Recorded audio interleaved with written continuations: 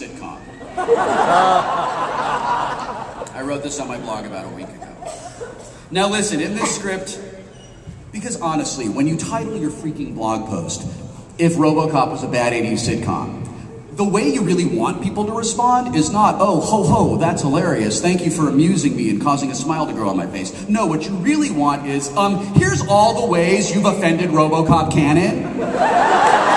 Here's all the things you did wrong.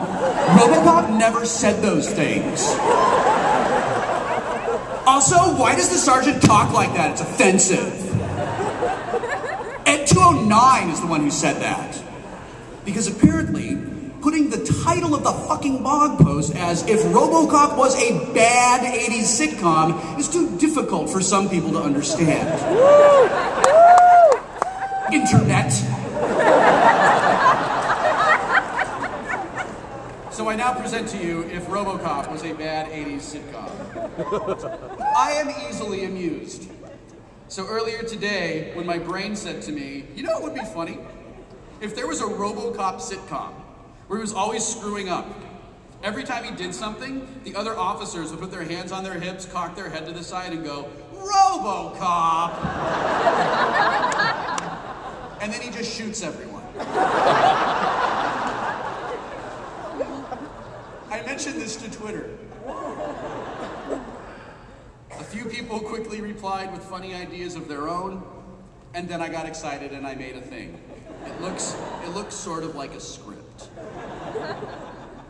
Interior Police Headquarters Day. RoboCop comes toward camera doing that weird marching walk thing that he does. He stops in front of a vending machine and precisely turns to face it. Flash cut to the RoboCop POV. Through RoboCop's heads-up display, we see the nutritional information of the various items in the machine as he scans them. A can of soda has a mouse in it. A chocolate bar has traces of cocaine. And a bag of chips is actually a bag of fingernails and hypodermic needles. All that skips by so fast, though, the audience doesn't really notice it consciously. It just sort of Tyler Durden's right into their lizard brain. A crosshairs appears on the HUD, and it selects a bag of oil-flavored microchips. They're actual chips, with a cartoony, smiling RoboCop drawing on the front. He's giving a thumbs up on the bag of chips. Back to scene. RoboCop puts a crumpled dollar bill into the machine, which spits it out. He does this 3 or 4 times. RoboCop, "Dead or alive, those chips are coming with me." Laugh track. RoboCop, "Accept my money. You have 10 seconds to comply." He tries to put the money into the machine. The machine spits it back out. RoboCop, "I have ordered you to accept my money. You have 7 seconds to comply." He tries to put the money into the machine. The machine spits it back out. It falls to the floor. Laugh track. RoboCop, "You have attempted to assault a police officer with his own money. You are under arrest." An older, grizzled sergeant comes out of his office down the hall. Sergeant, "RoboCop, what the hell are you doing?" RoboCop, "Making an arrest, sir." The sergeant rolls his eyes and shakes his head. "Would you mind telling me how you're gonna arrest a vending machine?" Laugh track. RoboCop, "By the book." Laugh track. Sergeant, "RoboCop, you're crazy. Let me help you." The sergeant picks up the dollar bill off the floor. RoboCop pulls his gun in a flash and points it at the sergeant. RoboCop, "You are tampering with evidence. You are under arrest." Sergeant, "You can't arrest me, RoboCop. I'm your boss."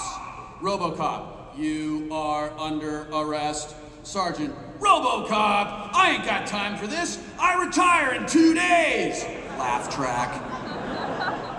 RoboCop, "Arrest, arrest, arrest, arrest." Sergeant sighs. "Aw, damn it, you're stuck in a loop. I'd better reset you." Sergeant starts to walk towards the RoboCop, and the audience goes, "Oh." In my mind, this audience is the same audience for every episode of Married with Children. The sergeant puts his hand on RoboCop's shoulder. RoboCop snaps out of it. Robo Cop, assault on an officer, use of deadly force is authorized. Robo Cop shoots about 10,000 bullets into the sergeant, blowing him across the hallway where he hits the wall and slides to the floor, leaving streaks of blood behind. Sergeant, gasping, dying, yet somehow still alive. Smith's reference. Damn it, Robo Cop! I had 2 days until retirement! Sergeant dies. Robo Cop, thank you for your cooperation. I am not arresting you anymore. Laugh track and cheers. Dozens of officers rush into the hallway, stopping short of the grisly scene. They look at Robo Cop, incredulous. Robo Cop turns back to the vending machine. Your move, dirtbag. Suddenly, the bag of chips drops from the vending machine for some reason, startling Robo Cop. He whirls towards it and destroys it in a hail of epic slow-motion gunfire. Police officers. Robo Cop! Robo Cop turns to the camera and innocently shrugs. Freeze frame as the synth-tastic theme music plays. Audience cheers.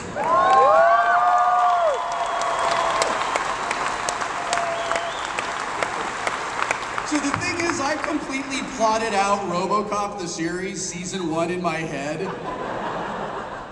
But I'm probably not gonna write it.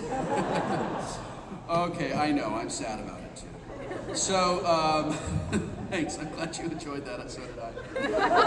This is a piece that was requested. These are all pieces that were requested. It's called, oh, and by the way, this has the F word in it, so, you know. Really? It's 1929. We're gonna go showing ladies' ankles to people. This is called Because It Will Give Me an Excuse to Buy and Own and Wear an Ascot.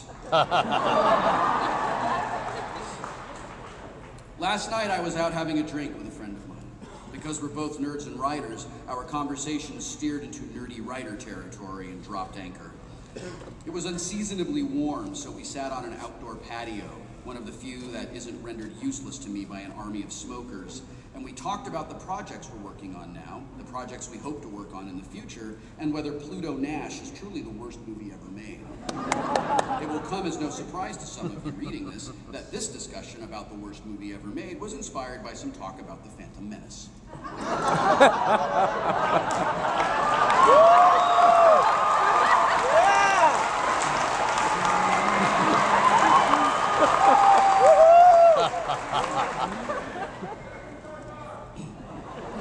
You can take your midichlorians and shove them up your ass.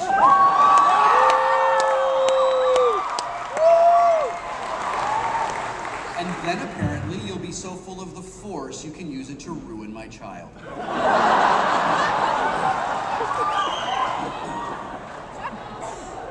If you count things like budget, he said, Pluto Nash is the greatest failure in history. It cost something like $180 million to make, and it grossed $2. $2, I said? Longing for the days when it was possible to see a movie for $1 on a Wednesday afternoon. No, he said, $2 million. Side note, Wikipedia says that it cost $100 million and grossed $7 million worldwide. It's not as bad as he thought, but it's still an epic fail. Also, his numbers were good enough for on the patio in March having a drink math. That is an epic fail, I said. Did you see it? He asked. I gave him the same look I give people when they ask me questions like, have you ever walked 15 miles across broken glass in bare feet? Or they say things like, how great was that movie Ghost Rider? Or this guy, Ron Paul, Ron Paul, Ron Paul! No, I said. You see, Hollywood and I have this agreement where it puts things on its posters and trailers that let me know not to see certain movies. It's like a secret code. I took a sip of my drink and continued. So it's like Tom Cruise stars in, and I know that it's saying to me, Will, just stay home. Adam Sandler does that wacky voice he does in every movie, and hilarity ensues, you think. It's just code for, listen, don't come to the movie, save $13. If you really want to experience it, just punch yourself in the junk until you pass out. An ambulance sped up the screen. I paused to appreciate the Doppler effect. In trailers, it uses music. So if I hear I Feel Good or All Star or Walking on Sunshine, it's Hollywood telling me to avoid that movie entirely, even on airplanes. So you don't see a lot of movies, he said. I do not, I said. I took another sip of my drink. But I have this idea to record a public service announcement for people who do enjoy going to movies. Wait, I have to pee, he said. And he got up and went to the bathroom. I checked Twitter, saw that